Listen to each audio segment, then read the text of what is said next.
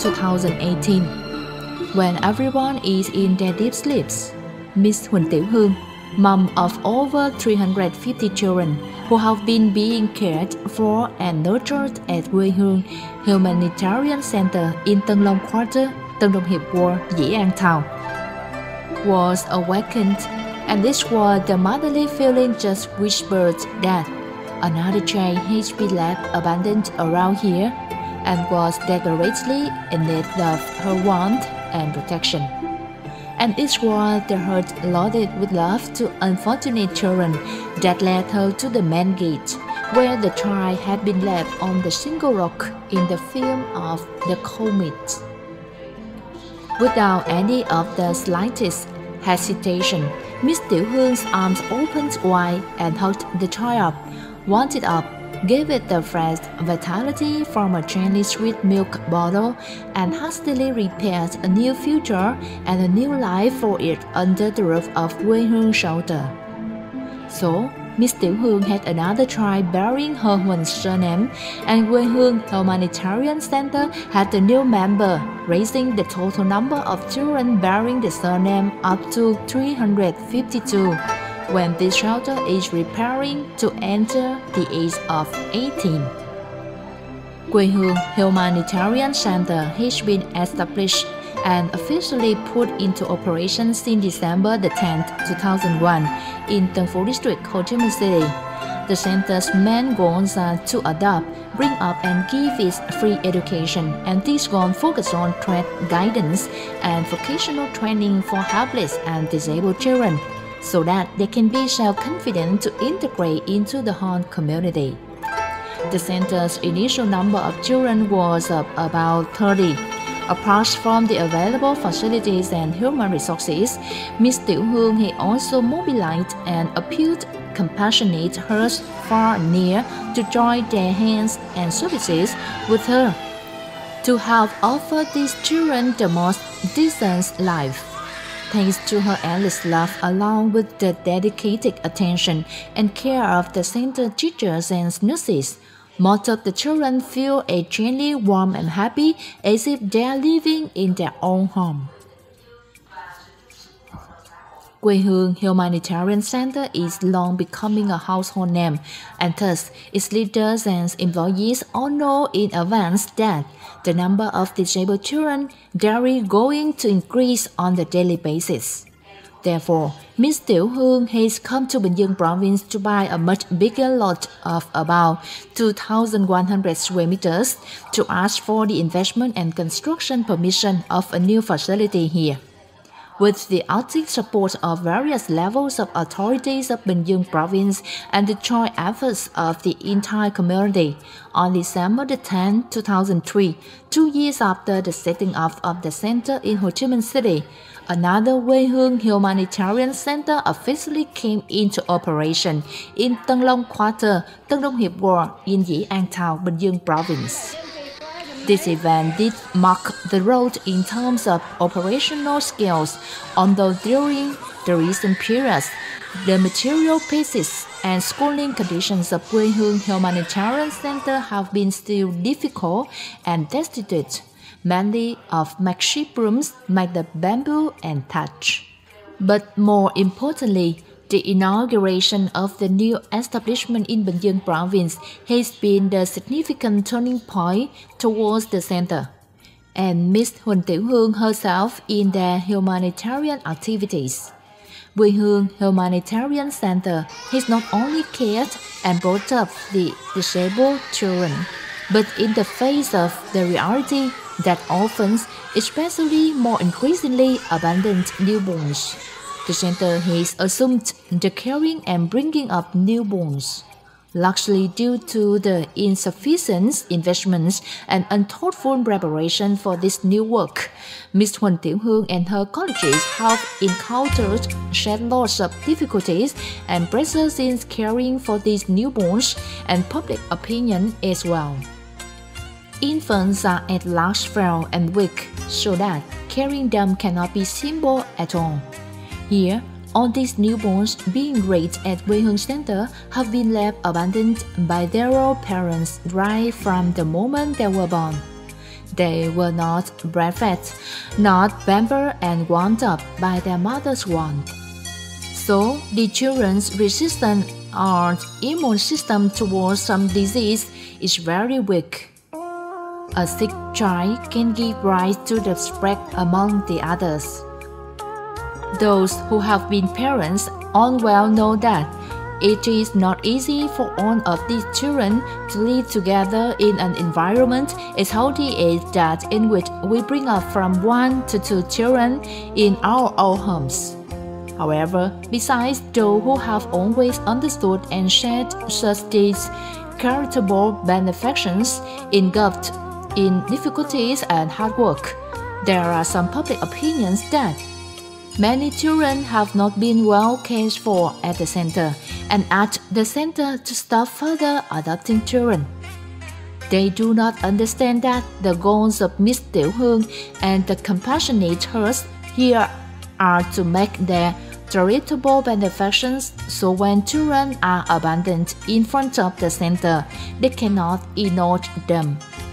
Although she well knows that the facilities of the center are not so spacious and the center's finance is not so good, she still wants to adopt the abandoned newborns to first of all save their lives. So, weathering and ironing out all the kites and the storm of slander, she and her colleagues have been silently and patiently germinating these children's beautiful dreams to be flying and steer the center to develop on a daily basis. So far, after 17 years of operation, all the aspects of Quê Hương Humanitarian Center have ceaselessly expanded. From the initial lot of only 2,100 square meters with rooms made of thatch, bamboo and leaves, insufficient board and lodging as well as children's means of study. Up to now, the scale of the center has been expanded to 12,000 square meters, with such the decent infrastructure as cafeteria, kindergarten, trade study rooms, housing for boys and girls, playgrounds, the photo gallery of the late top-ranking Võ Nguyên Giáp, and the temple of Huỳnh surname.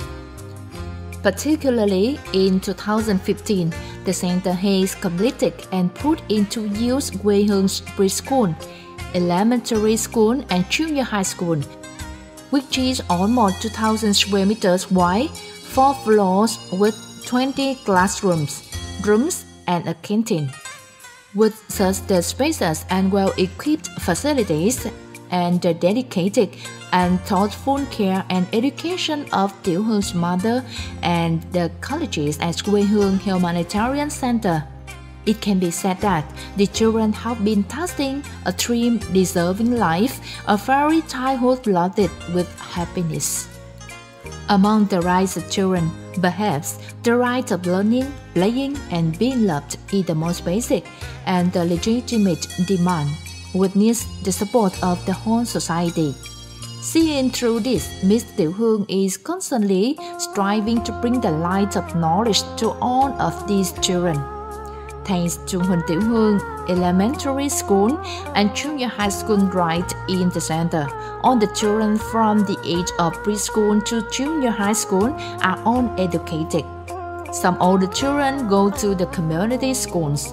The most valuable and meaningful gift for her is the fact that the children are docents get their good records and bring back home their rewards from various exams. However, through playing both a father and mother herself, she knows that she must work twice as hard, twice as much effort as she can in order to fulfill the life and the future of her over 350 children. But the more growing up the children become on a daily basis, the greater the burden of worry grows piled up.